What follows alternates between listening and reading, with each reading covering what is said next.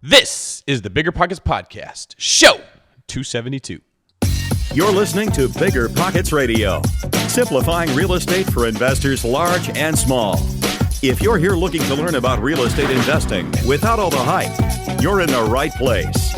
Stay tuned and be sure to join the millions of others who have benefited from BiggerPockets.com, your home for real estate investing online. What's going on, everyone? This is David Green, today's host of the BiggerPockets Podcast, and I'm here with my co-host, Mr. Brandon Turner. I don't know. What makes you think you can be the host today? I have bigger, stronger hands than you, and I can just take the microphone away. That is completely true. All right, guys. So this is Brandon and David here. We're actually doing a special show today, just for all of you. That is a little different than normal. We're not doing an interview. We've actually done maybe half a dozen of these since the beginning of the podcast because sometimes we just hear certain issues that are coming up over and over and over and over with investors, and we just want to touch on them today. In fact, today we're covering the big three. I got no deals, I got no money, and I got no time. And so we wanted to just spend a good chunk of time, I don't know, an hour-ish, whatever, going through that. Before we do, we got a few house cleaning things to do, so let's get to that first. Number one today is we got to get today's quick tip. All right, today's quick tip is very simple. If you have not yet introduce yourself in the BiggerPockets forums. We actually have a forum for that, for people to introduce themselves. It's such a good idea to do, right? Is get out there and meet people and say, hey, my name's John, unless your name's not John. And then say, hey, my name's Bill or Sally, and I am looking to do whatever in wherever, right? By doing those things, people will jump in, they'll get keyword alerts, and they'll go in there and meet you, talk to you. You never know what kind of relationships you can do. So head over there to biggerpockets.com/new member. And I know we say this one a number of times, but it's so important. So do that today. Now, David, are you ready to do this? Are you ready? Yeah. Can you handle this? I am born ready, Brandon. You tell me where you want to go first. All right. So let's just dive right into this. So we're going to cover, like we said earlier, the big three today, which are no money, no deals, and no time. And I think we should hit it in that order because that's generally the order in which people struggle the most, right? The biggest problem people have today, I hear it over and over and over and over, especially with new investors, is they don't feel like they have enough money to get involved. And so what we're going to do is we're actually going to go through I think we'll go through a philosophy of how to think about not having money. And then we'll actually go through some tactics, actual things you can do starting today to invest in real estate, even if you don't have a lot of cash. That sound good? All right, good. I didn't give you a choice, everybody. So why don't we start with that philosophy? So the thing I like to stress about no money, obviously I wrote a book on creative finance, and the thing I talk about in there is that creative finance is often like a toolbox. There is no one way to do it. The more tools you have, though, the more projects you can take on. So if all you have is a hammer, you can hit somebody in the head with it, or you can pound it in a nail, but you can't build the house. But the more tools you do have, the more you can take on. So I actually recommend getting a good broad overview of a lot of different strategies, because then when a deal comes into your view, into your targets, you can figure out where best to fit it. How can you best take that deal down? So I definitely recommend that. Yeah, I think that's an amazing point that Brandon made, comparing the more you know about real estate, the more tools you have in your toolbox or on your tool belt, the more opportunities that you're going to have to take down a deal. So we're going to talk about some of the common ways that people that are dealing with no money or no deals or no time can kind of overcome those hurdles. When it comes to the solution that you're going to use, though, you can only use what you already know. If you don't understand how seller financing works, you can't propose it to the seller in a way that makes sense to them where they're seeing a win. If you don't know how to explain to somebody that has the money that you don't have, hey, this is a great deal, you're going to get an amazing return and it's a really safe bet, you're not going to be able to use private money, okay? So the more that you learn about how real estate works, the more options you'll have. The more options you have, the more powerful you're going to be. And that's what this is all about. We want to be able to take down every single deal that comes our way. You can only do that when you understand a lot about real estate and the options that you have available to you. Nice. All right. So the second thing on the kind of philosophical side of creative finance is this. The better deal you have, the easier the financing is. Let me prove that to you. If I were to sell you my house is worth, let's say, $750,000, right? $300 and some thousand. If I were to sell you my house right now for 10 grand and you had 2 weeks to figure out how to come up with 10 grand to buy my house, but you had nothing, no money at all, what would you do? My guess is, even in that 1 second of silence, right, you're already starting, your brain's working. You're like, well, maybe I'd borrow it from a parent, or maybe I'd partner with you on it, or maybe I'd partner with somebody else on it. Like, that's exactly the point, right? Now, you're not going to find a $300,000 house for $10,000, right? But the point is, the better deal you get, the easier the financing becomes. So like while we are going to talk a lot about here about no money strategies and low money strategies, remember that the deal matters more. And so that's where we're going to go after that. So why don't we just run through kind of a list of different things that both David and I have done in our investing to be able to acquire real estate deals. And actually before we do that, maybe people don't know who you are, David. I know you've been on the show a few times, but can you give like a 30-second explanation of who you are and your investing strategies? You got it. My name is David Green. I've been a police officer. And that's enough. So we're going to go on. It's been about 9 years I've been a police officer. I started buying rental property with my own money, and then I was buying about 2, maybe 3 deals a year and kind of slowly building up my passive income. Well, I got to the point where I learned how to BRRRR, and I started buying 2 to 3 deals a month. And I really saw BRRRR is an acronym that stands for buy, rehab, rent, refinance, repeat. It is the order in which you are purchasing and financing your properties. It's the most efficient way to do it. I'm sure we'll talk about that more today. But my career really took off as far as my success with real estate. And what I found is that when I learned more about real estate, I started making better, more efficient decisions, and my wealth started to grow at a supercharged rate. Now I'm passionate about sharing that with other people. So now I work as a real estate agent in Northern California. I share the stuff that I've learned about real estate investing with my clients, and I'm just kind of like totally jumped all in on this real estate thing. I'm a big fan of BiggerPockets because I know that BiggerPockets is what helped make me to be like at the successful level that I'm kind of operating at now. I wouldn't have done it without it. And I want all you guys to be able to do the very same thing I did, because if a dumb blue collar cop can do this, all of you guys can do it too. All right. Well, I don't know if dumb is the right word, but we'll go with it. We're going to go through the list now of ways that we've done our deals using little to no money down. In fact, I didn't have any money the first 7 years of investing. I achieved financial freedom through real estate. Was able to quit my job without ever putting money into deals. So I want to kind of walk you guys through some of those strategies. And the first thing that I did, so I'll give you guys a quick story of how I did it. So I had a triplex that came up on the market in my area. Amazing deal for this triplex. I really wanted it.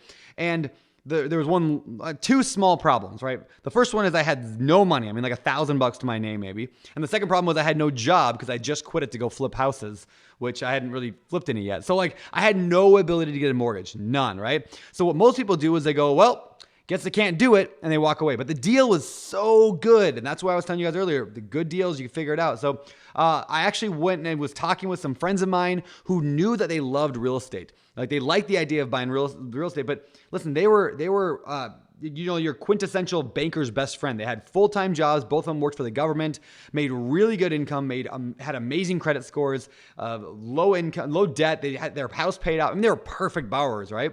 But they didn't have the hustle or the time needed to go in and put all the work into a deal. And so instead what we did was we just partnered together. In talking with them, I said, hey, would you guys ever be interested? Or I think I even approached it this way. Do you know anybody who would be interested in this? That's how I always approach asking people for lending. I say, do you know anybody? Because then it makes it not so awkward, right? For somebody you know. I'm not asking them for money. I'm asking them if they know anybody that would want to be in on this opportunity. And that's another mindset shift right there. Is I'm not asking for money. I'm asking for people to join my opportunity. They said, sure, that we actually think that would be a very fascinating thing.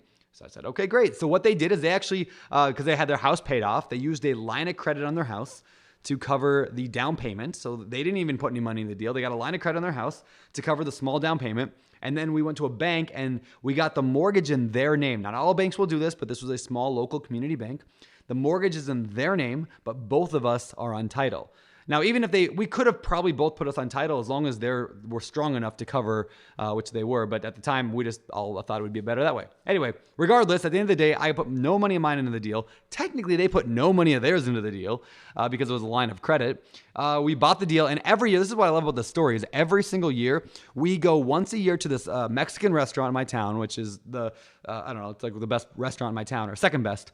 And shout out to Savory Fairs being the best. But we go to this Mexican restaurant, we sit down, we eat an amazing dinner, and then I show them all the books. And I show them, here's all the income that came in, here's the expenses. That's really all that they care about, right? And then we figure out how much profit we made over the last 12 months. We each write ourselves a check for an entire year's worth of profit. And every year I walk out of that meal with $5,000 extra. It's fantastic. I just love that. It's free money. Every year I just get $5,000. And they actually use that money oftentimes for a cruise. They go on a cruise every year and they just use that money. So again, it's like taking an asset with no money, figuring out a couple creative options in there, and then getting a better life because of it. So again, that's kind of a partnership, how I did that. There's actually a few different strategies incorporated in there, but primarily I used a partnership because I didn't know what to do. So I don't know if you've used partnerships. Do you want to go on to the next one or two and pick something else?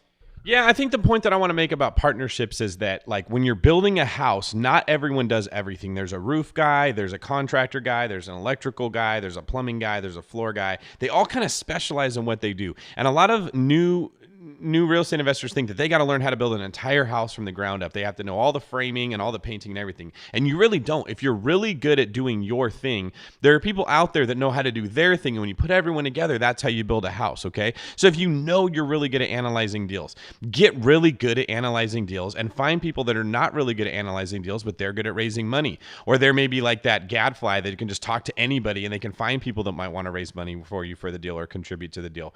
Or maybe you find a contractor who's really good at fixing stuff and he'll go in there and do it for free to make the deal work, okay? There's always somebody who has a skill that you can be partnering with to fill in a gap that you don't have. That's the best point of partnerships. Now, the thing that I would say for people who don't want to partner with somebody is consider house hacking. Now, most investors know I need to put 20 to 25% down if I'm buying an investment property because that's what most banks demand. However, you can buy a 2, 3, or 4 unit property that will still qualify as a primary residence that you can use a primary residence loan to get. And sometimes those can be as little as 3.5% down or even less. I know of in my area some government grants where we're actually getting the government to give you 5% towards your down payment so you don't have to pay anything, okay?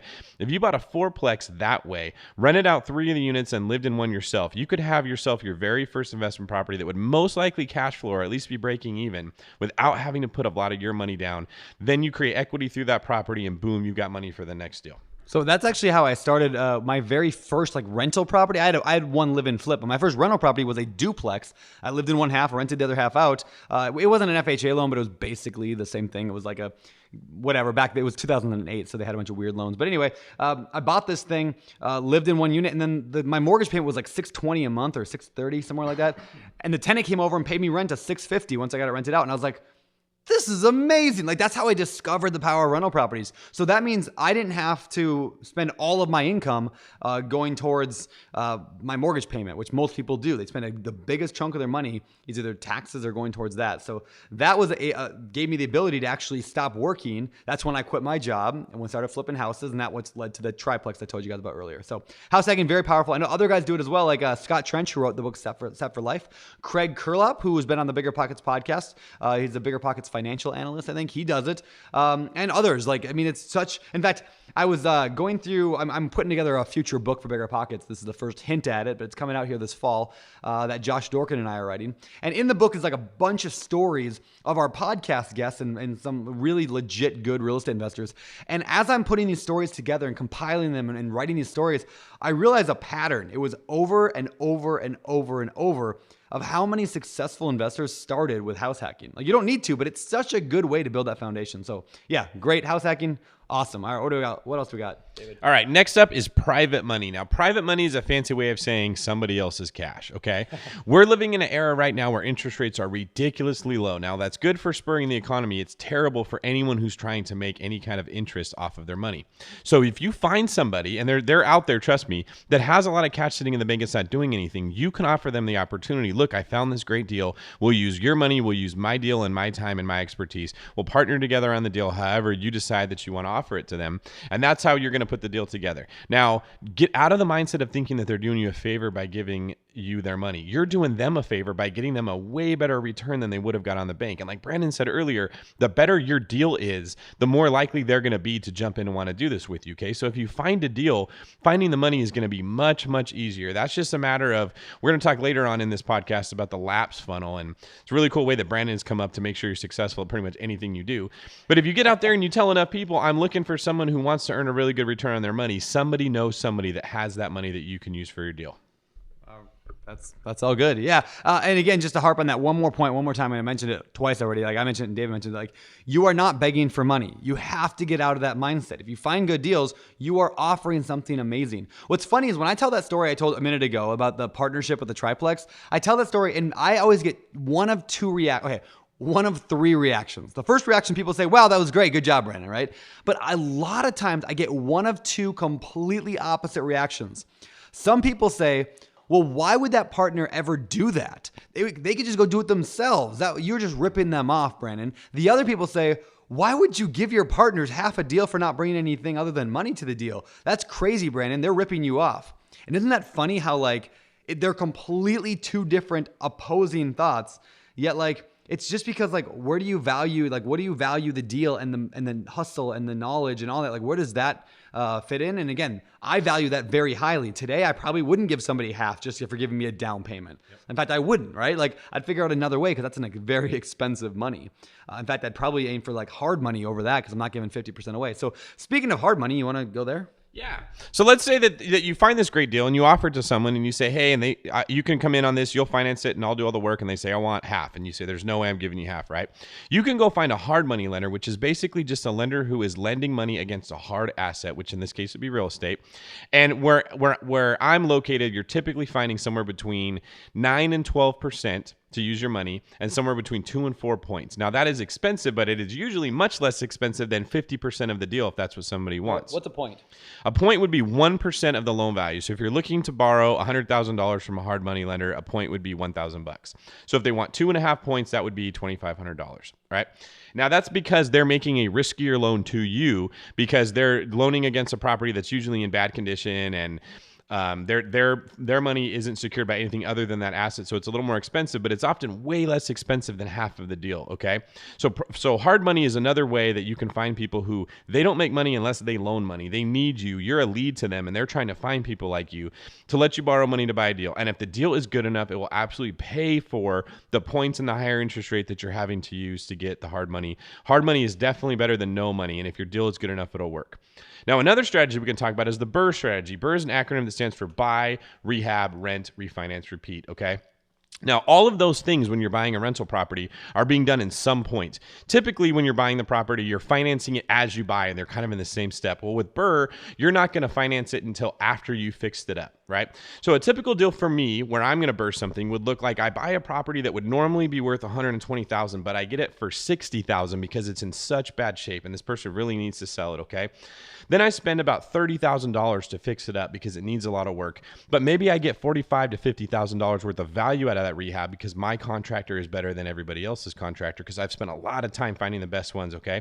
So I've spent $90,000 on this house that's going to be worth $120,000. We call that the ARV, the after repair value. It's now worth $120,000.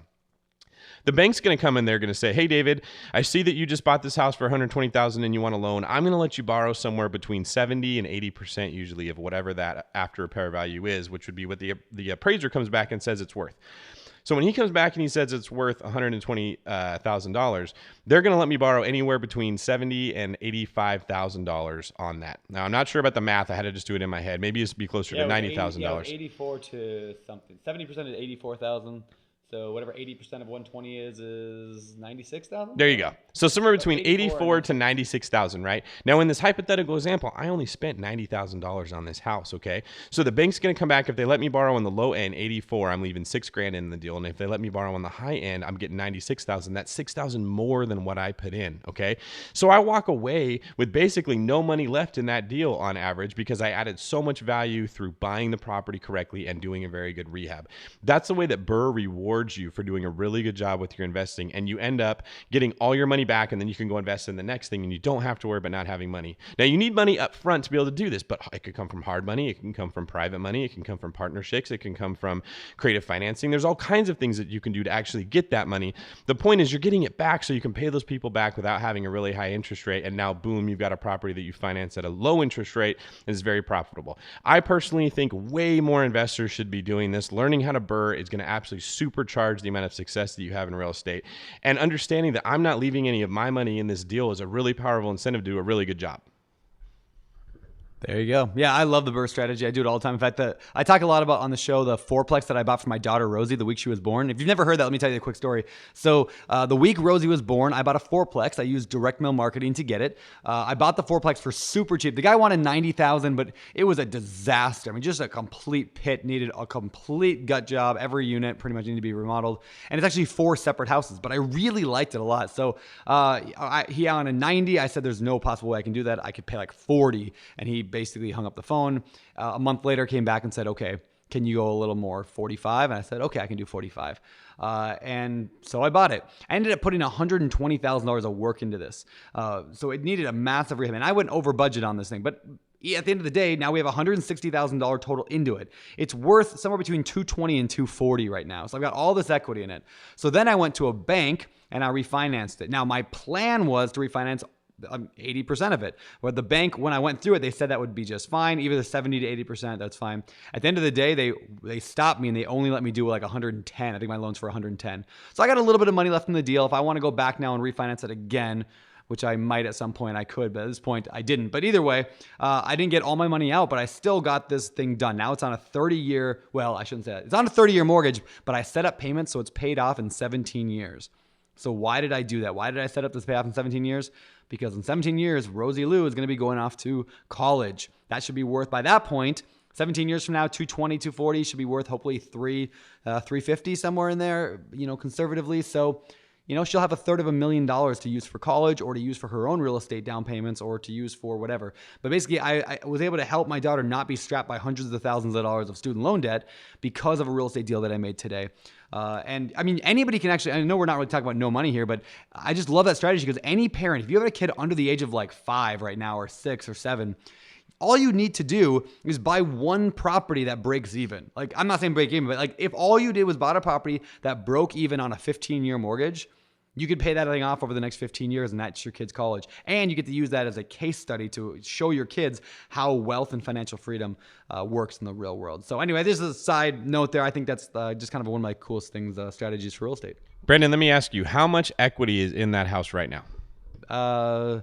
So counting what I put into it or from the actual loan right now. So if I have 160 and it's worth 220, that, let's say conservatively it's worth 220 and I have 160 in it, so what's that? 60 grand of equity.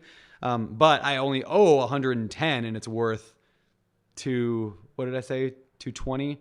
So what's that? $110,000 in equity? So you've got $110,000 of equity in this property. Equity right now, 110. If you wanted to buy another property, and this wasn't Rosie's property, it was just a regular person, would you have any problem with $110,000 in equity in that house that you could tap into through an equity line of credit or a business line of credit or anything else? Yeah, I definitely could. In fact, right now I could even go to a bank or even a private lender and I could say, hey, look, this is worth 220, minimum. It's kind of a weird property to estimate, which is why it's hard to know exactly what it's worth. But, let's say it's worth 220, I only owe 110. Hey, can I borrow a $60,000 line of credit on it? And most banks will say, in fact, I don't know why I never actually thought of doing that. I should actually just go do that.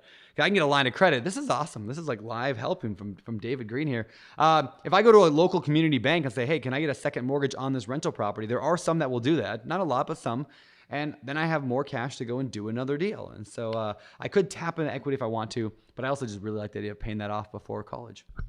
So the point here is you really only need to get one really good deal, and that should provide you money for your next deal, which should provide you money for your next deal. And as long as you're buying right every time and adding value to your properties, you'll only struggle with not having money for your very first deal, okay? So do everything you can to get that first deal and do a really good job with it, and then boom, that problem is going to be solved for you, okay? In order to get that first deal, another way that you can look into doing this is with seller financing, okay? And now, really quickly, seller financing is basically just, I'm going to buy your house, but I'm not going to give you the cash for it that I got from a bank. You're going to hold the note, and I'm going to make a payment to you instead of a payment to the bank all the time. Now, you may be thinking people don't care about that, but they really do. There's people out there that would totally carry the note for you, because they're probably going to get a better deal themselves as far as how much the purchase price of the house is. So one of the options that I'll do is I'll say, hey, I want to buy your house. They'll say, I want 100 grand. And I'll say, well, I can give you 65. And they'll say, no way, I need 100. And I'll say, okay, I'll tell you what, I can give you 65 if I pay you cash. I can give you 85 if you fund half of the deal. And I can give you your 100 if you fund the entire thing at 0% interest, okay? I give them options so that they don't feel like they're being taken advantage of. They can choose. And if they really want that 100 grand and they're willing to finance the entire note, as long as I calculate it and make sure that it cash flows, that's a win-win for me because I'm putting no money into this deal. The rent's going to be going up every single year. I'm making money right out the gate. He's happy because he got to feel like he got more for his house, and he still has some passive income coming in. We all win. So don't neglect to tell people this is something that I can do for you if you're not having any money, right? There's tons of creative things like that you should be spending your time learning if you're really worried about not having money, that people have used before to find success in the past when they didn't have money. You're not the first person with this problem. You're not even the millionth person with this problem. There are tons of people who have been here before. Books have been written, articles have been written, podcasts have been recorded, tons of work has been done for how people got started. Just keep in mind when you're done listening to this, find that first deal, and that should supply you money for your second. Yeah, I love that. And in fact, the mobile home park that I just closed on here a couple months ago, I bought my first mobile home park. The seller actually carried the contract on that.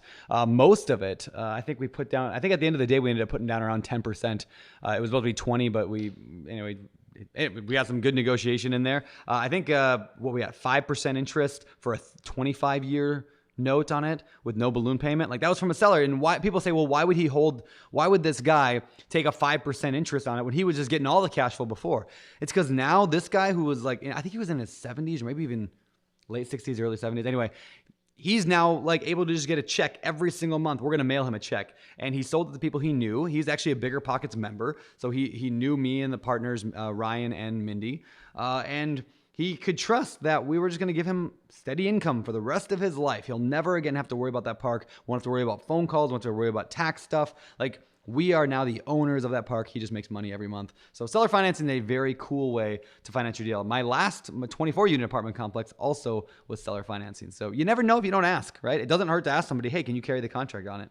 All right, so then the last point I hear about money that I just want to cover real quickly is that this idea of, it doesn't have to be one of these. You heard example after example here, but like, creative finance is about finding a combination of things. It's about asking, how do I get this done? Not like, will I get this done? It's not a yes or no question, right? I think Rich Dad Poor Dad talks about that. Robert Kiyosaki says, the poor people say, I can't afford it. Rich people ask, how do I afford it, right? So like, the way that I figured out most of these creative strategies was not reading a book. I mean, yes, you should read books, but nobody told me in order to finance my 24 unit, I would have to do a combination of a triple net lease option, combine that with a home equity line of credit, combine it with a partnership, combine it with seller financing, and then BRRRR the thing. Nobody told me that that's what I would have to do to get that done. And most of you have no idea what even I just said, right? But like, that's how I did it. And when I figured that out? At about 4 a.m, trying to figure it out, asking that question over and over. How do I get this done? That's how you get these deals done. It's usually a combination of things. So if you have no money, you got to hustle. You got to figure this stuff out and continue to ask, how do I get it done? That is so good, Brandon. And I think you just are a perfect example of, you had a lot of things in your tool belt. You used all of them. Yeah. You used the hammer for this, the crowbar for this, the screwdriver for this, the nail gun for this. You put everything together to be able to build that thing you needed to build. And your reward was you made a bunch of money because you knew how to do this stuff, right? And that's just a matter of educating yourself and knowing what options that you have available and not having a quitter's attitude where you say, I don't have any money, I can't do this. Screw that. There's people that have done it with no money. You can do it with no money too. Listen to this again if that's what you need to do. Write these things down, understand all the concepts we're talking about, and study them until you can recite them to someone else. That's when you know you really know it. And don't let no money down hold you back. Now, the next thing that we find that people fall into is this quitter attitude because of no deals. They say, well, there isn't any deals anymore, right? Now, my opinion is the reason people do this is because they got used to 2010 when every single house was for sale, and you would just it was like hitting water falling out of a boat. There was tons of deals everywhere, right? It wasn't hard to do. Well, did you make that up? Yeah. That's funny. That's a good analogy. Well, now you got to look for water a little bit more, right? Or you got to make your own. Okay. And that's what we're going to talk about today. There's lots of things you can do. If you take the same attitude that you had with the no money thing and you're like, I'm going to figure out a way to do this, and you apply it to making a deal, you can do the very same thing where you can find a deal where it didn't appear that there was a deal before. That's how I'm getting like 80 to 90% of the properties that I'm buying. I am making it make sense for me. Now, the point is, you don't have to have like one specific tactic that's magic, and if I just do this, I'll be completely successful, right? You have to pick something that you think is going to work, something that you feel comfortable pursuing, and just go and go and go and go until you master that thing, and eventually it will pay off. There are tons of ways people are finding deals. The process and sticking with it is more important than the specific tactic. If you want to lose weight, there's so many ways to do it, right? You could do sit-ups, you can do push-ups, you can go running, you can do CrossFit. There's a ton of different things, but I guarantee you, if you just picked any of them and you stuck with it long enough, you would get results, okay? Once you've mastered one of them, then worry about going on and finding the next thing. But don't be the guy that is always chasing the newest thing and trying to find the quick and easy fix without having to work hard. Those people never find success, okay? So Brandon and I both believe that in this market, in most markets in the country, good deals are not found, good deals are made. Okay, there's several ways to make deals, and we're going to share with you guys some of the secrets. You guys should tweet that. Good deals are not found, good deals are made. That's a great idea. Do they need to give credits to BRRRR Brandon when they tweet it? Well, my Instagram is at BRRRR Brandon. My Twitter is at Brandon at BP. This is confusing. And you're at David Green 24. Yes. All right. Well, mate, We'll make it easier. @ like Instagram, Facebook, or Twitter, BiggerPockets. @ BiggerPockets. But yeah, good deals are not found. Good deals are made. David Green. Okay, so we're going to talk with you about, that's exactly what I'm going to do. We're going to talk about some of the ways that we are making good deals where there was no good deal, okay? The very first one and the easiest one, so that's where we're going to start, is just buying a fixer-upper property. When I find people that say, David, I can't find a deal that makes sense, and I say, show me what you're looking at, every single one of them is showing me primo properties that pictures show great, that are pretty much already at market value, and they're trying to force that square peg into the round hole of a good deal, and they can't find a way to make it work, and they're frustrated, okay? I'll tell you guys right now, the majority of what I'm buying is distressed property that needs some work, and nothing that I look at looks really good. If agents send me a deal that has like good looking pictures, I'm irritated with them for wasting my time.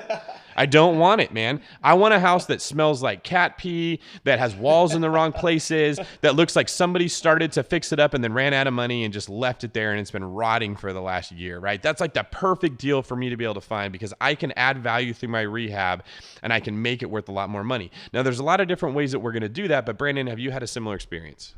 I mean, I suppose so. I mean, everything I've ever bought, every single property I've ever purchased ever has been a fixer-upper. So there hasn't been one, right? I can't remember who it was. I think it was Michael Woodward, who was on the podcast back like 4 years ago. And he had this line that I thought was just classic. He just said, like, when he walks into his house, he brings his 2 boys in the house with him, his 2 young kids, and they take a big whiff. And just smells like, cat pee and everything. And he says, boys, what does that smell like? And in unison, they go, money. Yeah. Like, I just love that story because, like, that's what, like, I've known investors who are like, oh, yeah, I went to that house.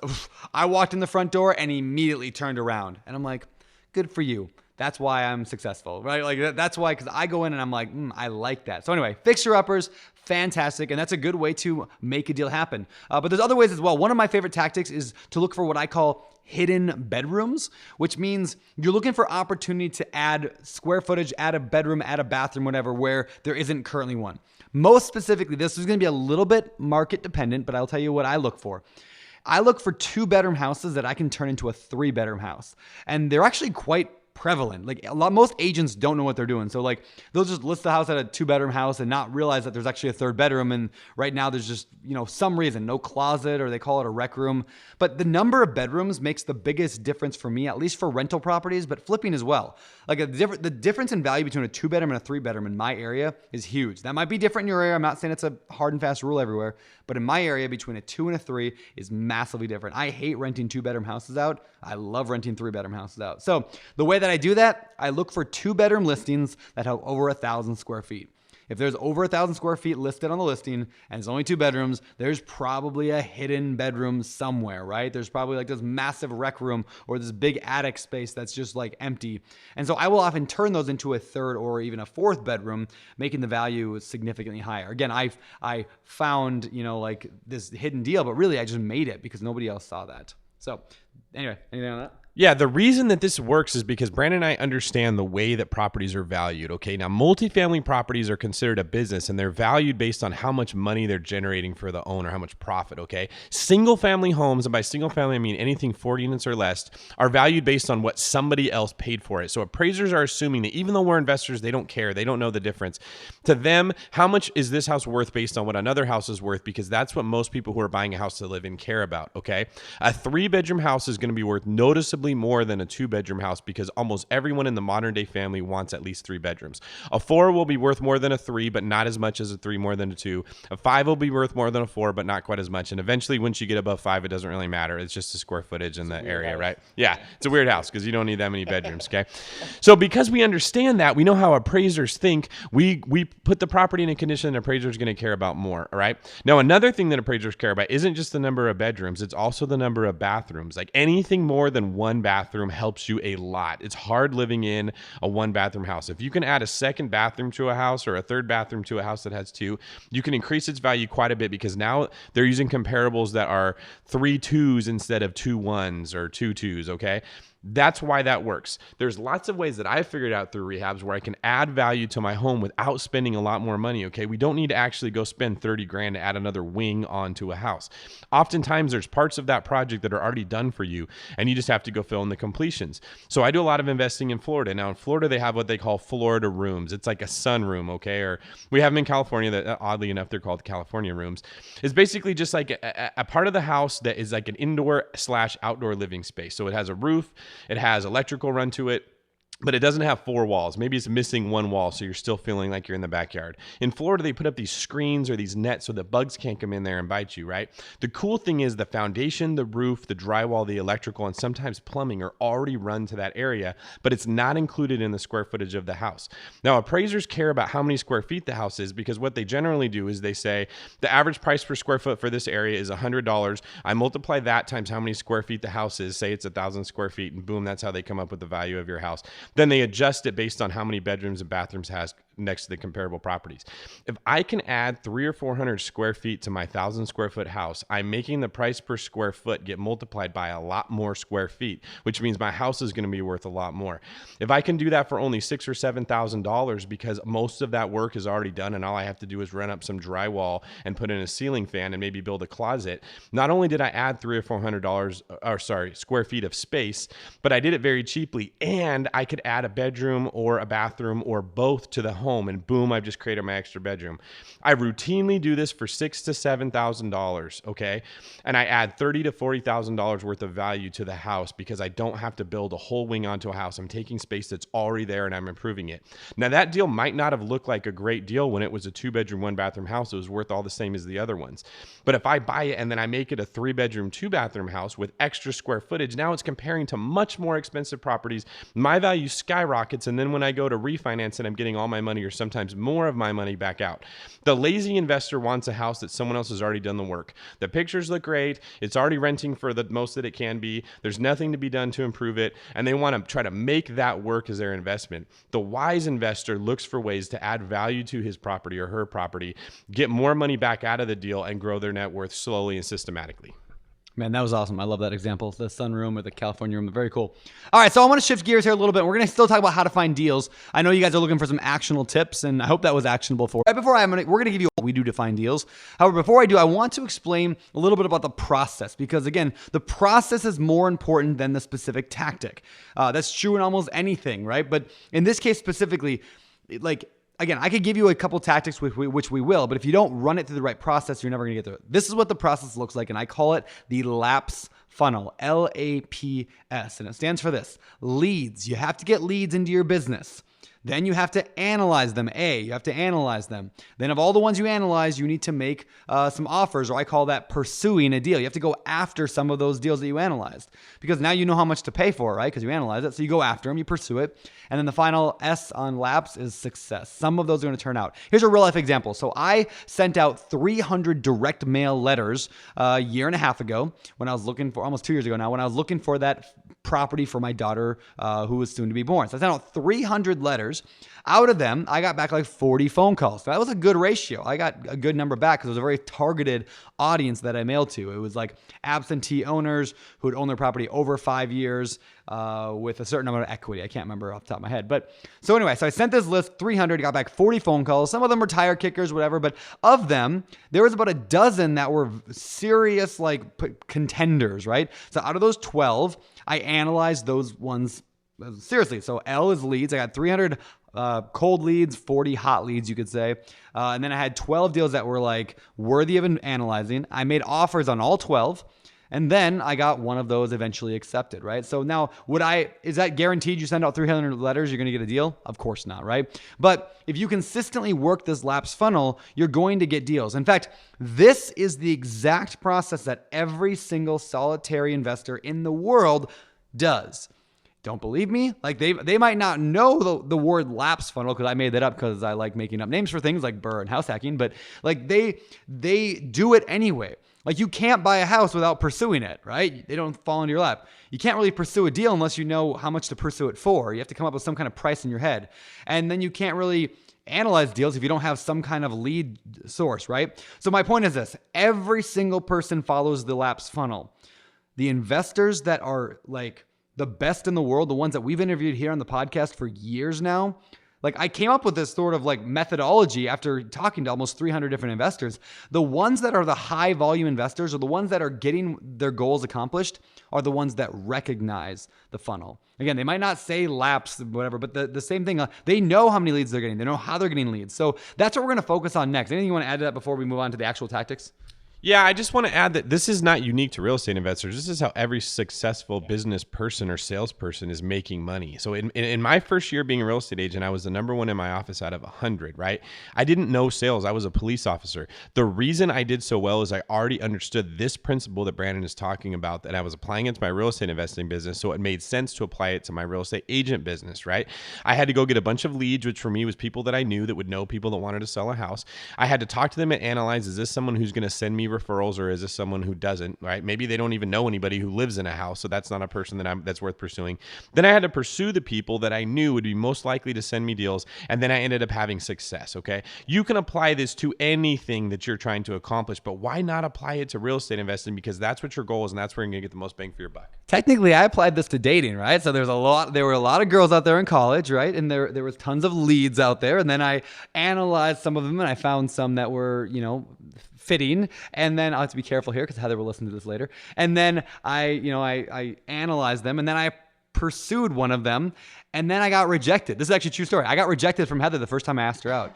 And then I got rejected from Heather the second time I asked her out. Then I got rejected the third time I asked her out. And then the fourth time I was basically like, this is a true story. I was like, I can't be your friend. I have to just break this friendship off because I like you. And she's like, fine, we'll go out.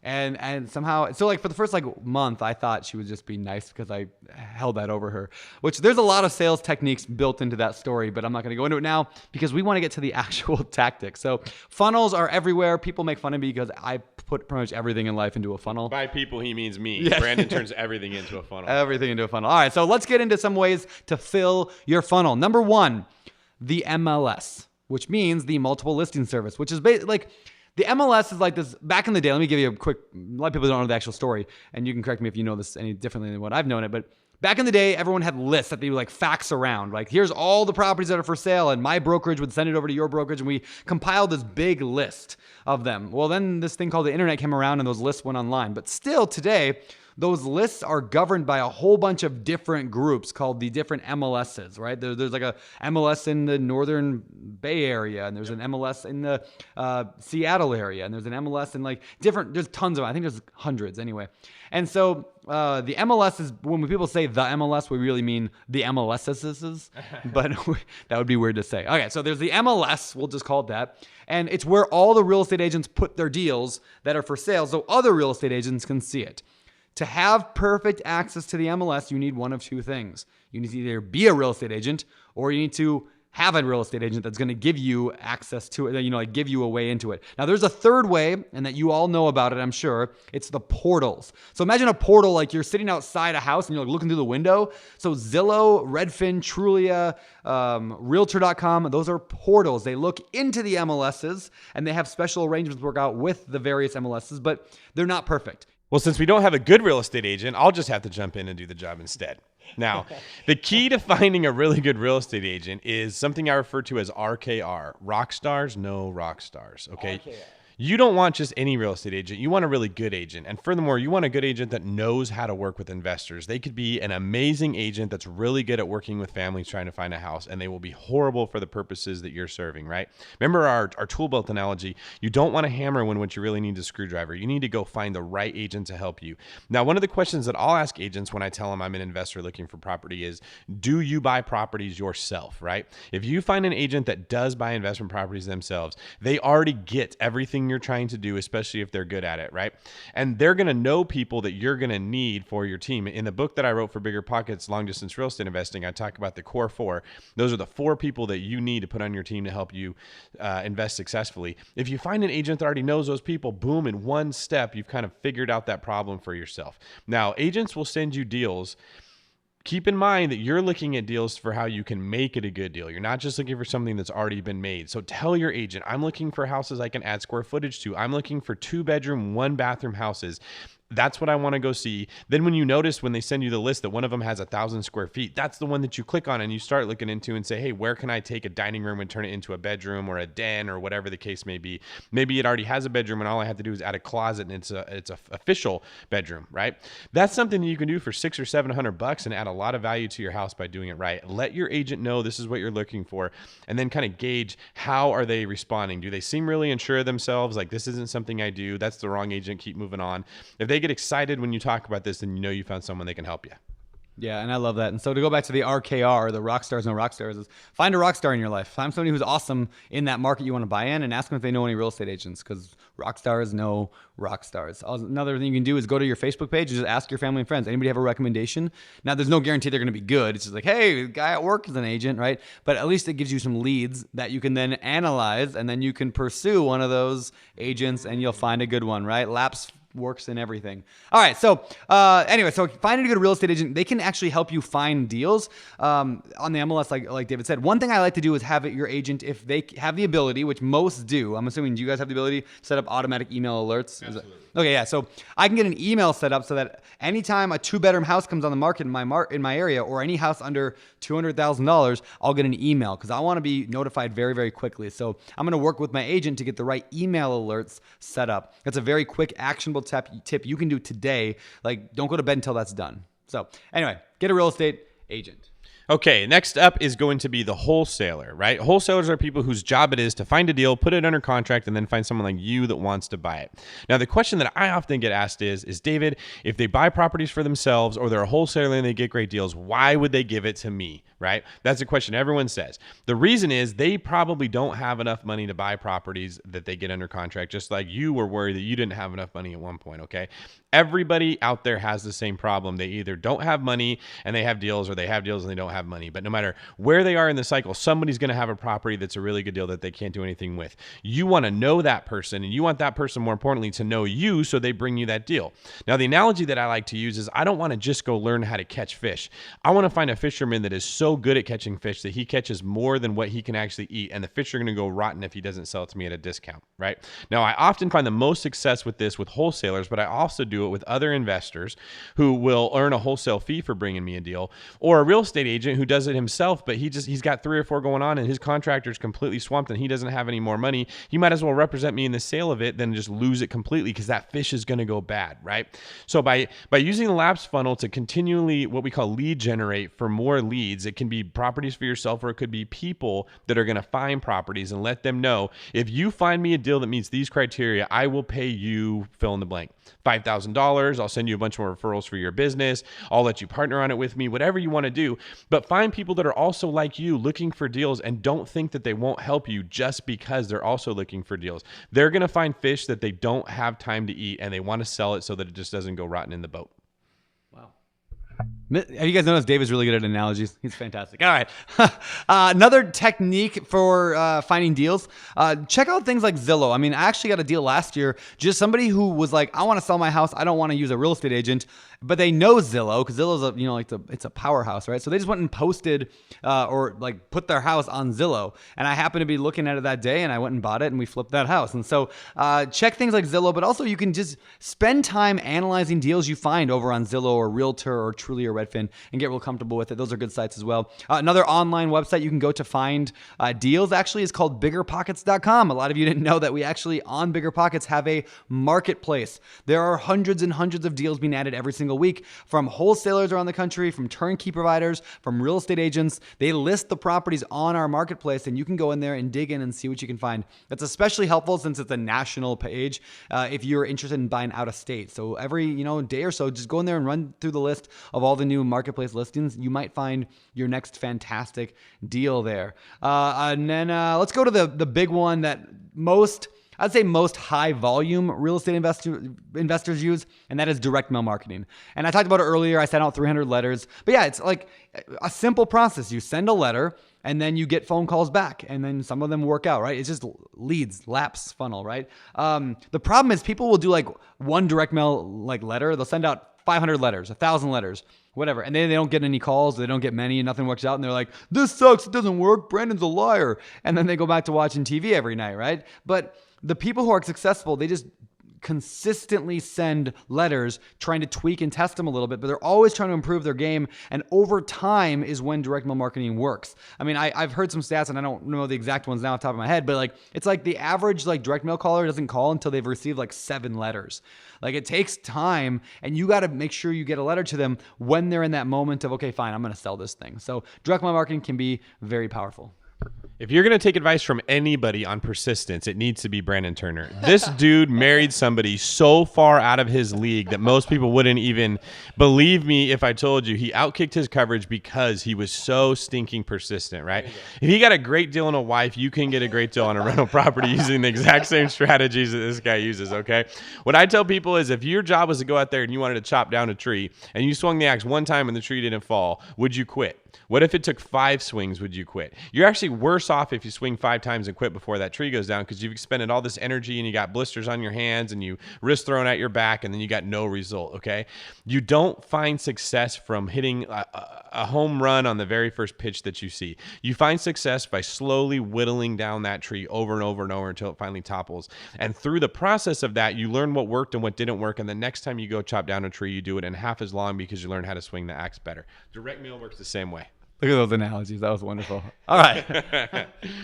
Next one. All right, next up is driving for dollars. You guys hear about this one a lot. It's also door knocking, okay? This is simply looking for properties that appear like they're in distress, knocking on the door and seeing if you can talk to anyone that lives there, or finding out who the owner is through the tax records and sending them a letter saying they want to buy their house. Now, what I found is there's 3 different ways that people find motivated sellers. It's from some form of distress. The 3 forms are market distress, personal distress, and property distress. Market distress would be like 2010 when we talked about every single thing was for sale because the economy was in shambles.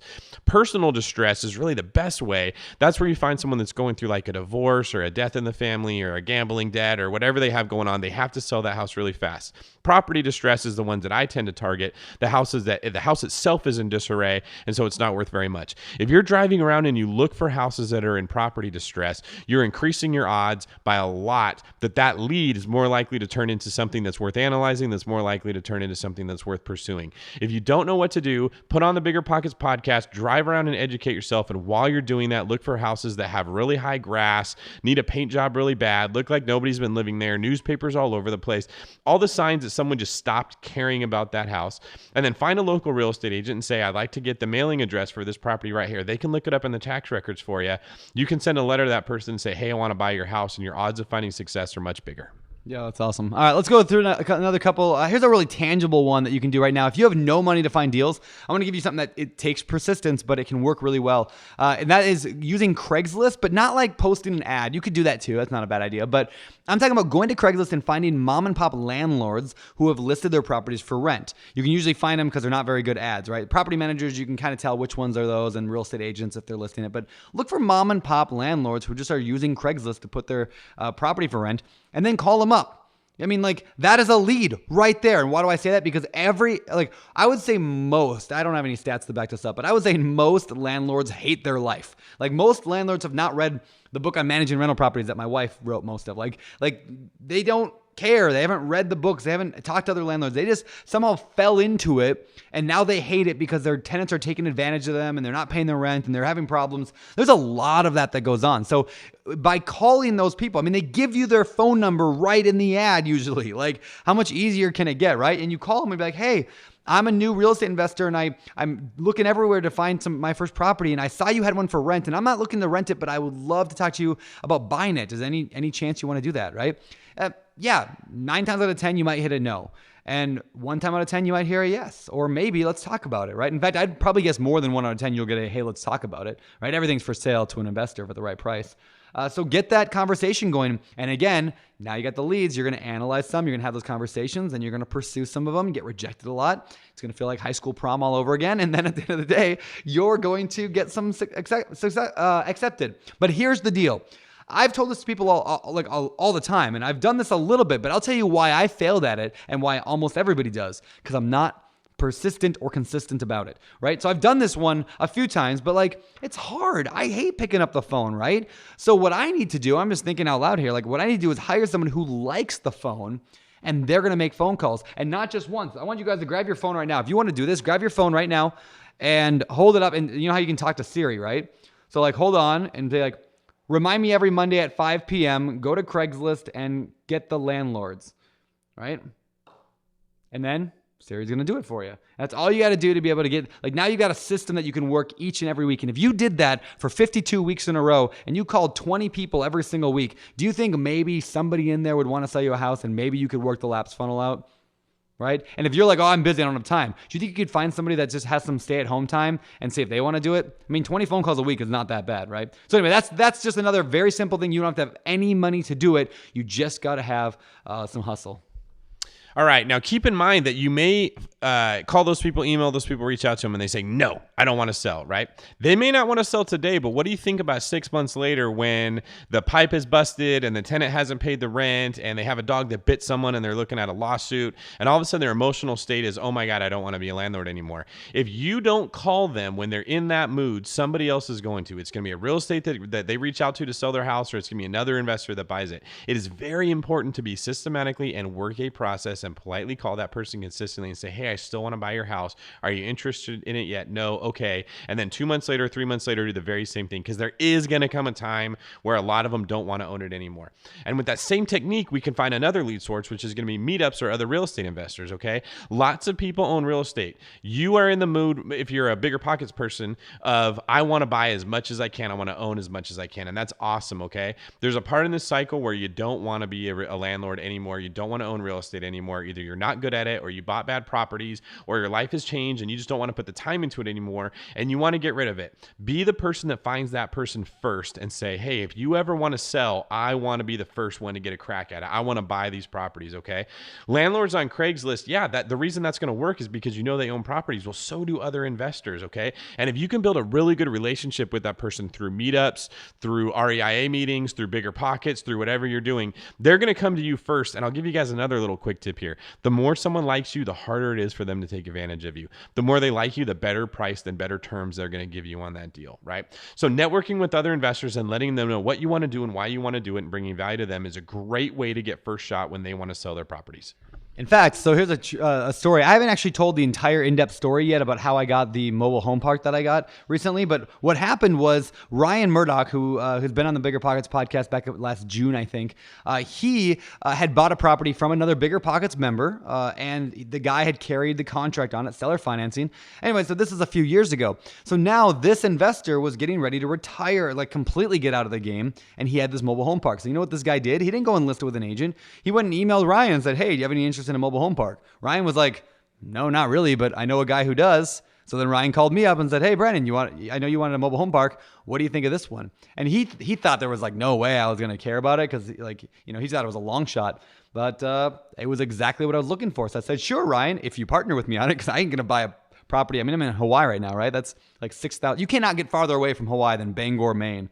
But Ryan partnered with me on it. We brought in Mindy Jensen as well and her husband Carl, and boom, now we got this awesome mobile home park deal that it's kind of like we used BiggerPockets in so many ways, and we use that same technique you're saying. Just keep relationships with other investors. They can oftentimes be a great source. One more just quick tip, and then we're going to move on to no time. In finding deals, and this is just one last thing I will tell about finding deals, is tell every single person you know that you're looking for a deal and get specific, right? So two quick stories. First one, when I was looking for my very first apartment complex, I'd read a book on buying apartment complexes, and it was Ken McElroy's ABCs of Real Estate Investing. And the next day at church, I was like talking to this older couple, and I said, hey, someday I want to buy a apartment complex. And they're like, well, that's weird. We actually have one we want to sell, right? Was that lucky? Of course. Did I tell every single person I knew I wanted to buy an apartment? Yes, right? Yeah, take advantage of luck. So just like tell everybody you want. And so when those situations come up, you're prepared. Second quick story, even quicker. I was at a real estate meetup that Darren Sager was holding in New York City. He's got an awesome meetup. He holds it pretty much monthly, brings in some really great speakers. And I was there, and I was talking about how I wanted to buy a mobile home park to everybody that was in the room. Everybody could tell, and you guys have probably heard me as well, right? You know who was in that room that day? Mr. Ryan Murdoch, the same guy who then 2 weeks later received an email that said I told everybody in that room I wanted a 50-unit mobile home park. He got an email from a guy that had a 46-unit, technically zoned for 50-unit mobile home park. And so I was top of mind to Ryan to think, oh yeah, Brandon just said, he just told me last week or 2 weeks ago he wanted one. So tell everybody you know. You never know who's out there that might have a deal. If you have 50 friends that know that you're the guy or you're the gal who buys real estate, they probably have 50 friends as well. So I don't know the math there. It's a lot, right? So there's a lot of people out there in your circle that know people who might sell you their property. So again, tell everybody. All right, we got to move on to the next one. This is going to be the world's longest podcast. And the last one that a lot of people struggle with, they might have some money. They might have some deals even now, especially if they listen to this. They're just saying, David, Brandon, I just don't have time. I got a full-time life. I got a full-time job. I got family obligations. I got, civic obligations. I got church obligations. just life is busy.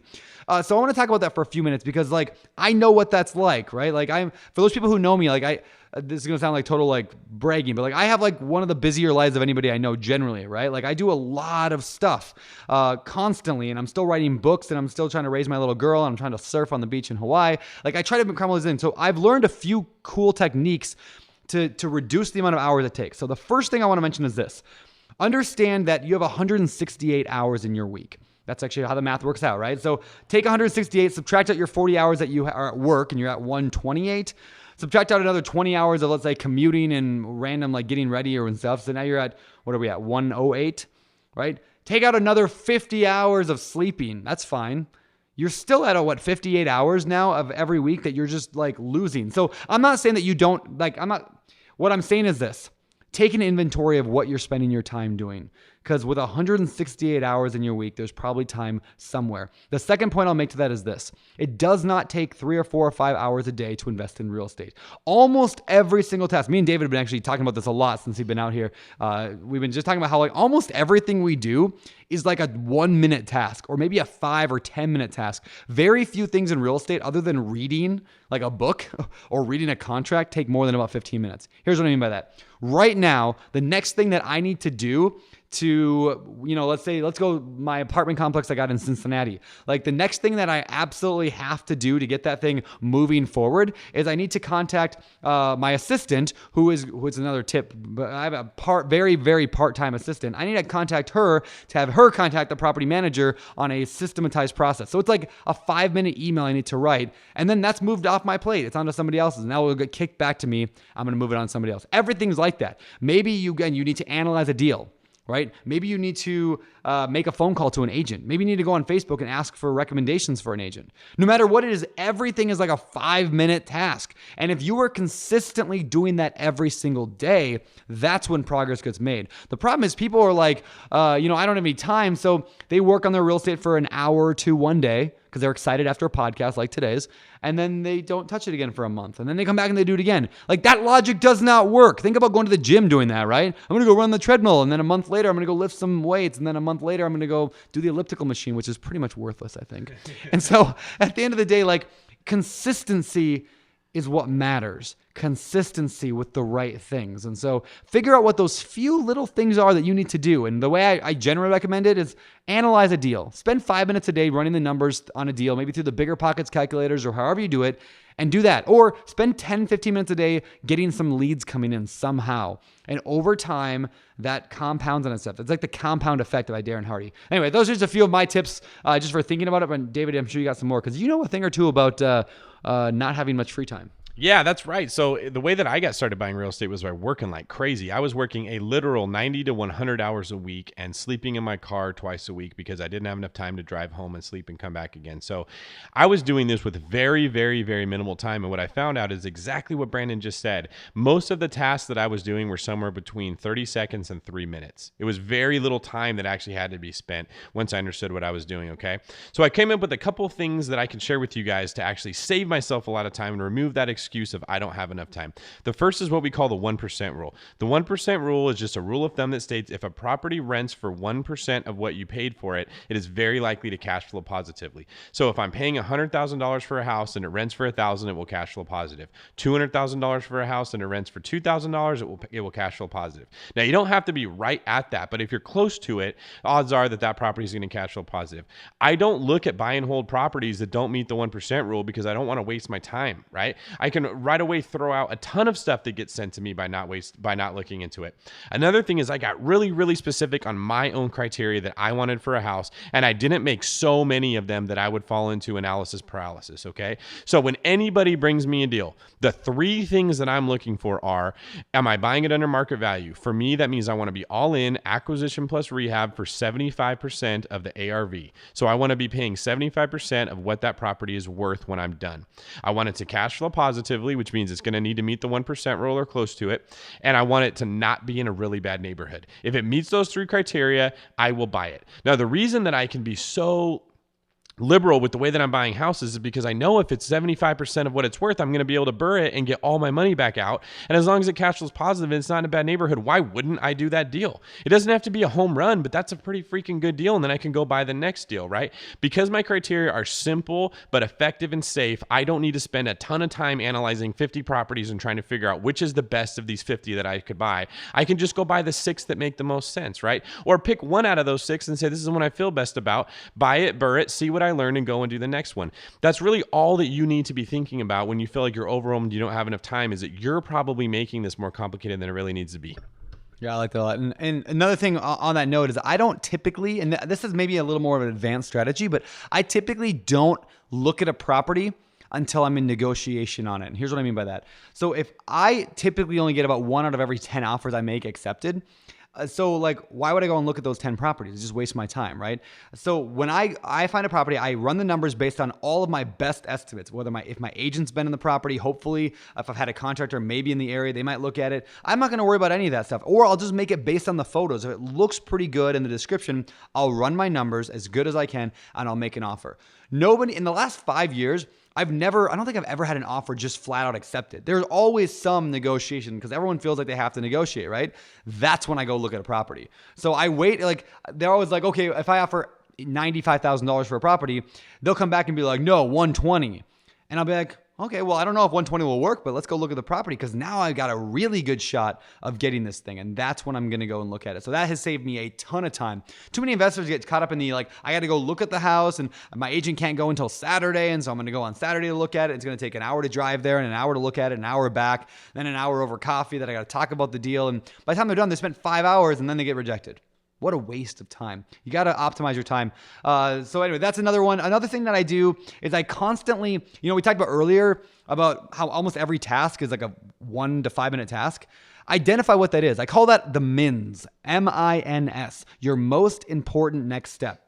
Like in any task that you have, any big task in the world, like I need to buy a rental property. I always ask people, what's your most important next step? And they're like, I got to buy it. I'm like, no, get more focused. Okay, well, I need to find a real estate agent. Nope, that's not it either. What's your next actionable step? Your most important next step?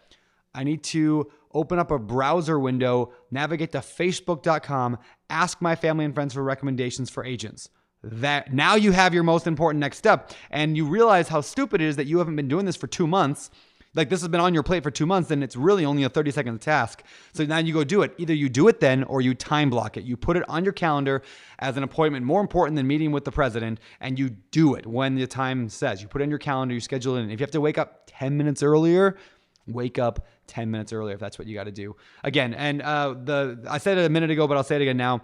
The BiggerPockets calculators make it very, very simple and easy. I mean, let's be honest. Like when we built the calculators, when I designed them and I put them together and I had our developers build it, I did it more for my own sake, or as much as for my own sake as anybody else. Like I needed a better system for analyzing deals and keeping track and organized on all that. So we built the calculator so you can quickly run the numbers in under 5 minutes, figure out how much you can pay for a property. Then I go and offer on it. And if you get rejected, there's even a feature that most people don't know about in the calculator that you can get reminded about about that property later on. So I'll go in, if you click the word tools on the nav bar and go to previous reports, there's like this little ellipses next to every one of the reports you've done. Click that and it says remind me. You can choose 1 week, or I think it's like 1 day, 1 week, 2 week, 3 week, 4 week, whatever. So that way, if I want to go and re-offer at it a month from now, I can do that. Or if I want to follow up with the seller a month later, 2 months later, BiggerPockets will actually remind me, which is a super cool thing. So again, there's just these little techniques to be able to simplify your life. And the last thing I'll say is this on that point. When I got started and I started getting overwhelmed back maybe like 8 years ago, I needed help simplifying all the things I was doing, right? So I brought in some help. I realized I hated answering the phone. I hated talking to tenants. So I actually brought in my mother-in-law and said, hey, would you mind, and I think we paid her a couple $100 a month when we started. We said, hey, would you mind just answering phones and then just write down the message and then get it to us? And that was it. But that one thing saved me so much, both actual time and like mental energy, so I could focus on building my business. So people think all the time, oh, I don't have enough money to hire a full-time assistant. Don't do it. Find like little tasks that you can find other people to take off your plate. Maybe it's an overseas person. Maybe it's a family member or a friend or somebody who just needs to earn more money. Listen, like for every task that you hate doing, somebody puts food on their table doing that task. Right? For every task you hate doing, somebody loves doing it. If you hate answering the phone, somebody loves answering the phone. My mother-in-law loves talking to tenants. It's like her thing. She like is amazing at it. And like that's all she wants to do. She doesn't want to be involved with like buying, like, well, they are now buying property, but even that, like my father-in-law handles a lot of that stuff as well. So like find people to do those little tasks in your life if you can't afford a full-time assistant. Anything you want to add? No, that's a mic drop, man. That was very good. All right, guys. So we're going to shift gears here and head over to the world famous fire round. It's time for the fire round.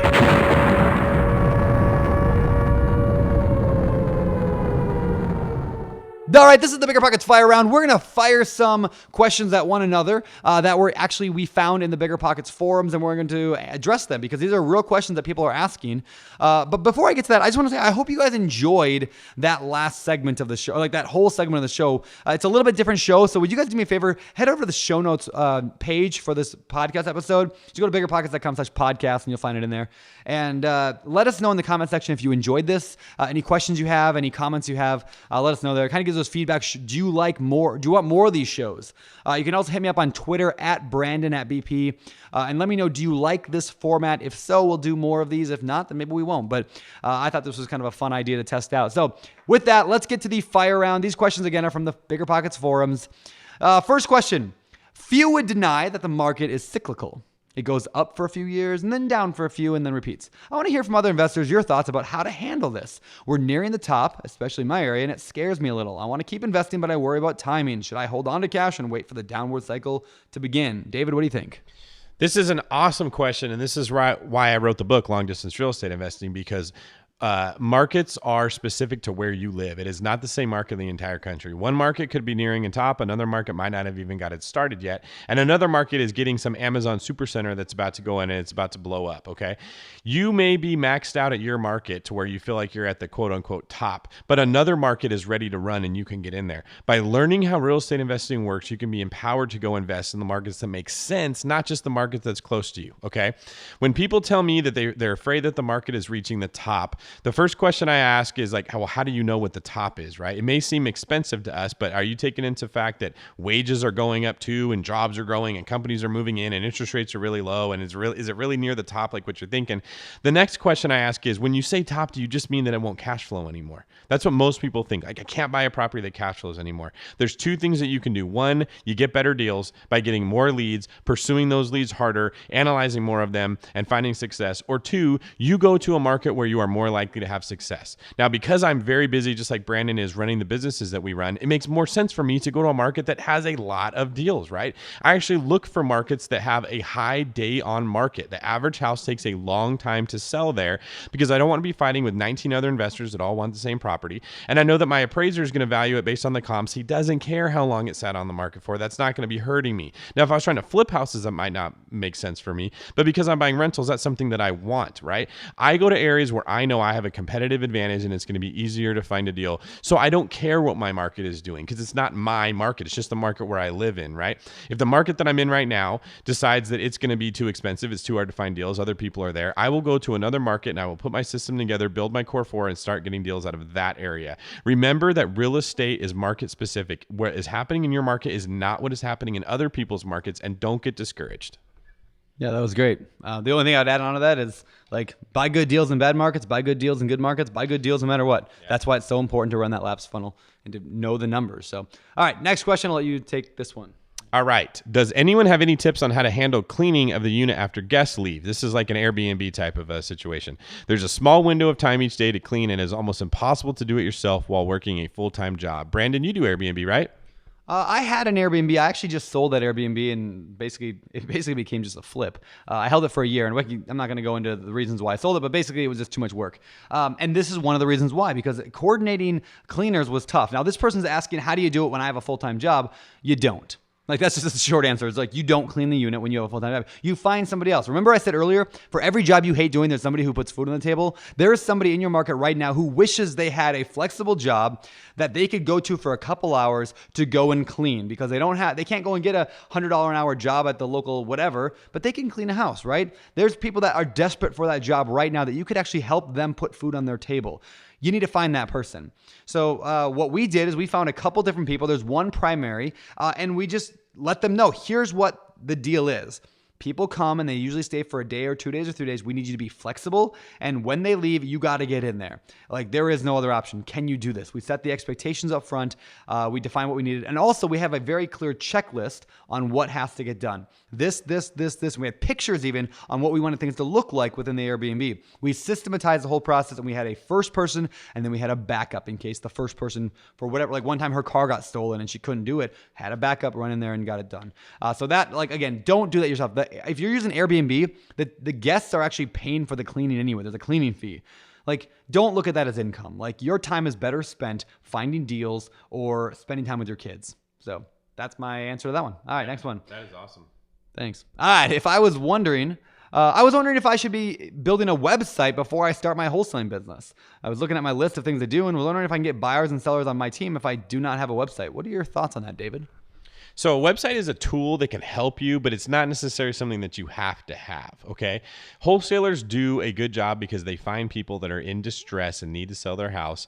And because they have a deal, it's easy to go find a buyer. Like Brandon said earlier, find the deal and everything else is going to come. Having a website can help you, but it's not something that you absolutely need to have. Now, in today's world, having a website is so easy. I can't think of any reason why you wouldn't want to have one, right? If not for the simple fact that when you're reaching out to people, it will just help you establish rapport that you can say, look, I have a website, I'm more professional. It might not be super effective at finding deals, but it might make your job easier once you found them to kind of build rapport with that person and get a deal. Now, a lot of people do use websites and they're very successful at it. I know there's one company called Investor Carrot, I believe, that basically makes like a high SEO website right out the box that helps people find you when they're looking to sell their house. Those work better in some markets than another. If you were in California with an Investor Carrot website and you know your house is worth $500,000, you're not going to go to a wholesaler and let him buy it for $200,000 very likely. But if you're in like Indiana, Kentucky, some of these areas where they have like not as many people chasing after houses, you're more likely to call the person or to Google, hey, sell my house in Indiana. I want to get a good deal. Lead Propeller is another one. That's a really good website that people use that they can drive traffic to them to find these deals. And they're not very expensive. Like, this is a really good way to kind of get started, see what works, see what doesn't, and then start building from there. You start writing blog posts and driving traffic to your website, and you start reaching out to other people like Brandon said and telling them, hey, I am looking to buy property. Here is my website. Check it out. If you hear of anyone that wants to sell, call me or have them register for my website. I can get an idea what their house would be worth if someone was going to buy it for cash. For me, in my opinion, this is a really cheap, easy, and quick way to get yourself started. You don't have to do it, but I don't know any good reasons why you wouldn't want to. Yeah, I actually made my website. So I have two. My apartment buying website was built through Lead Propeller, and my like home buying website was built through Wix.com. It cost me like $8 a month or something stupid cheap like that, right? The one that's cost me $8 a month, I actually did a flip last year, made $50,000 on it. She found me through that website. So was that worth $8 a month for that Wix website?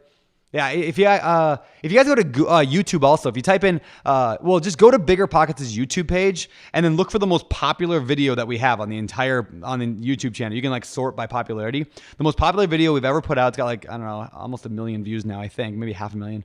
It's on how I built that exact website. I filmed it like 4.5 years ago. It's horrible quality because I was not really sure what I was doing with this technology stuff. But anyway, that video, people tend to like it a lot. So if you want to learn exactly how I built that website, that made me $50,000. Check that out.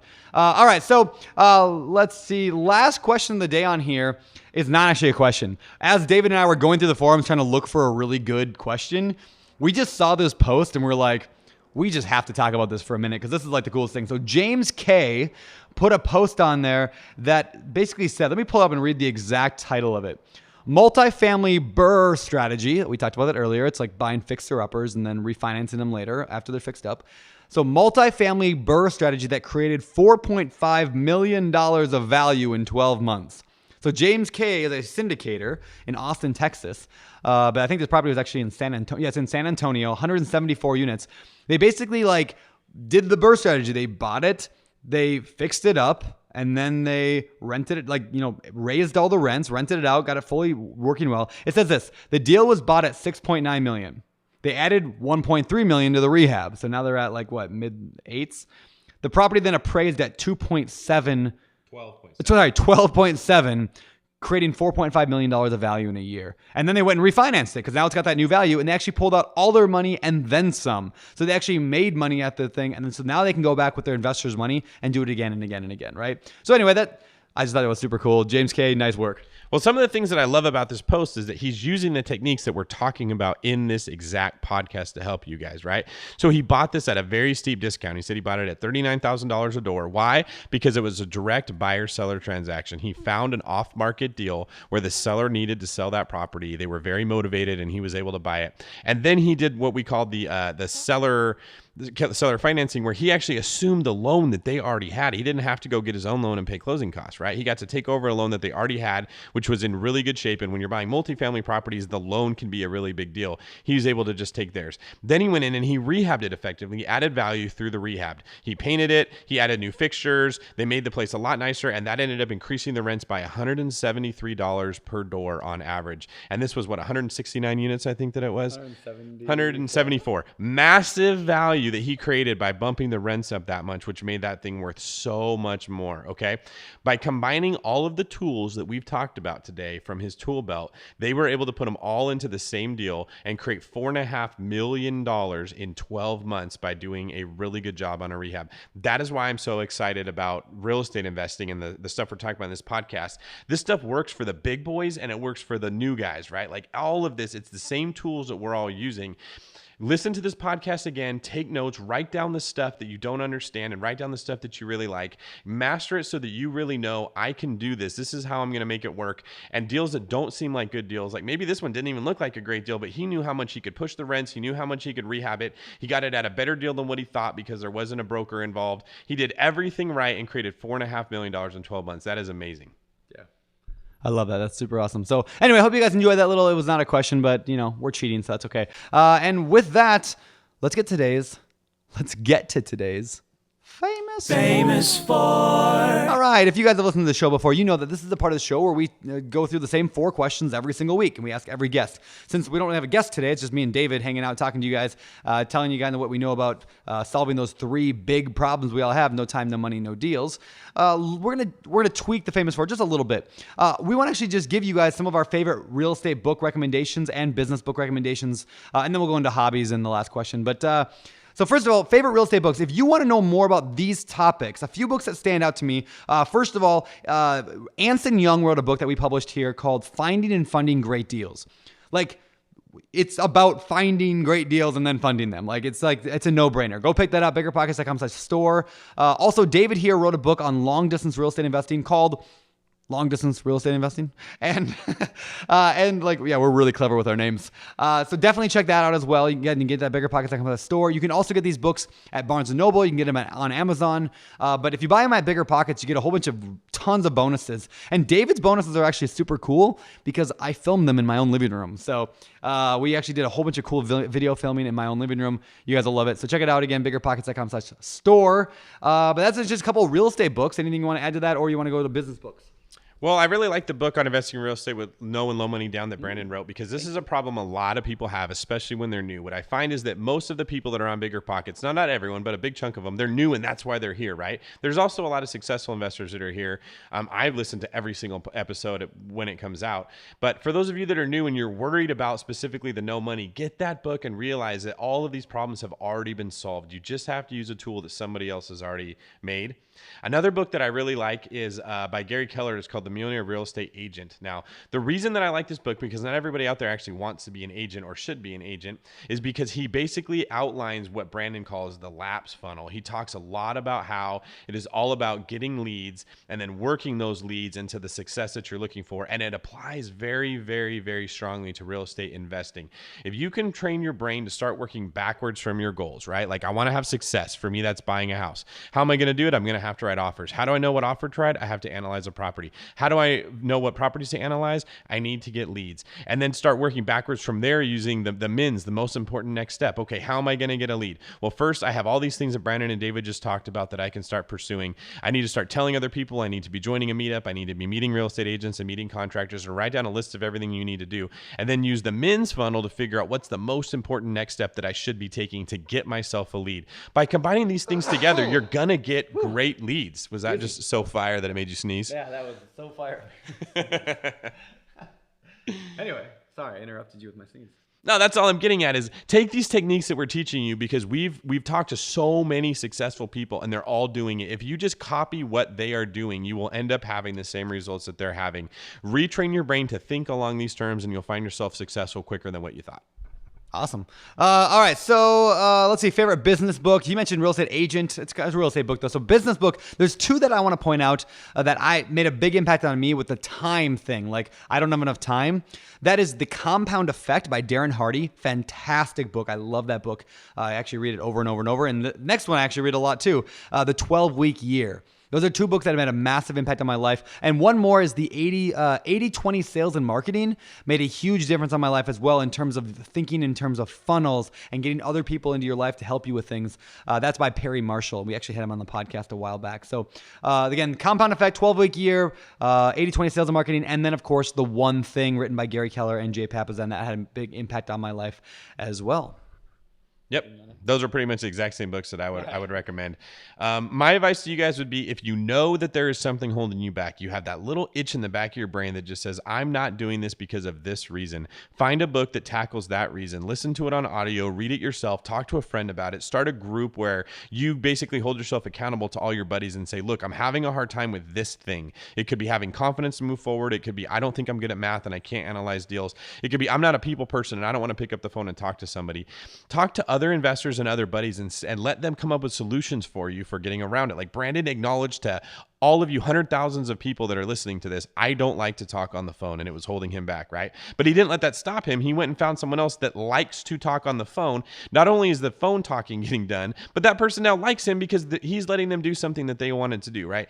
I do the very same thing in my business. Like, it could be a topic for another podcast, but I'm not afraid to say I suck at these things and I don't enjoy doing them, and I will find someone else to do it so I can focus on what I'm good at. And that's how we've been able to find success, and you guys can too. Love it. All right. Next question on the Famous Four is hobbies. What do we do for fun? Let's change that a little bit. What have we been doing for fun here in Hawaii? We've been doing a lot of fun stuff lately. We've been masterminding quite a bit. Yeah. We've been talking about, like, one of the things that I really like to do is find out what's going on in my friend's life and how I can help them get there with what I have going on in my life, right? And I found that when you pour into other people and you help them become more successful, you end up finding answers to your own questions, and then they're more incentivized to do the same for you. So I would like to encourage everybody out here to go find the friends that you already have or the business partners that you have and figure out what is their problem and help them solve it. Increase that friendship, make it even better, make them want to return the favor for you, and maybe in solving their problem, you can kind of come up with what would help you with yours.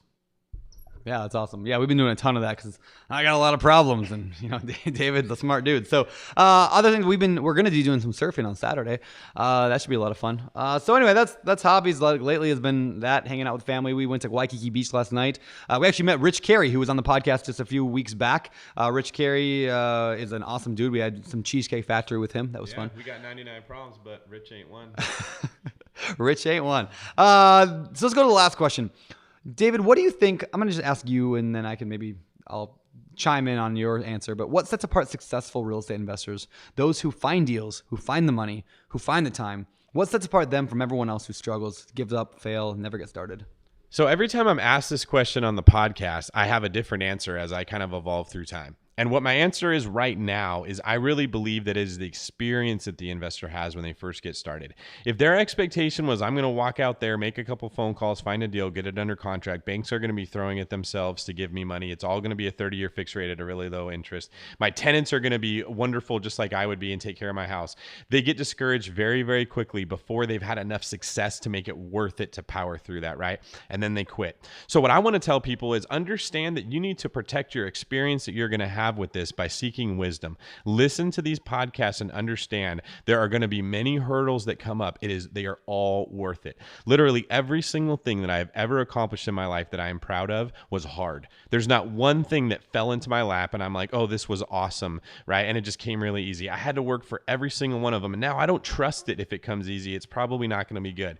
Brandon just told us that story and it was kind of like, oh, haha, my wife rejected me 4 times in a row. It is not fun to get rejected by someone you have strong feelings for. That is really, really hard. And a lesser person would have quit and not got there, right? Because Brandon understood it is worth it to go through this pain. He ended up having kind of like, the awesome fairy tale story at the end of the thing. But real estate can work the same way. Make sure that your experience is good by not having bad expectations and not setting yourself up to fail. Don't go after homes that are in perfect condition and write way below asking price offers and then get discouraged when everybody says no. Look for houses that you know are more likely to take your offer. Look for people that you know are more likely to trust you and respect what you do and ask them for money. Don't go to complete strangers that don't know you at all and say, can I have $90,000 to buy a house?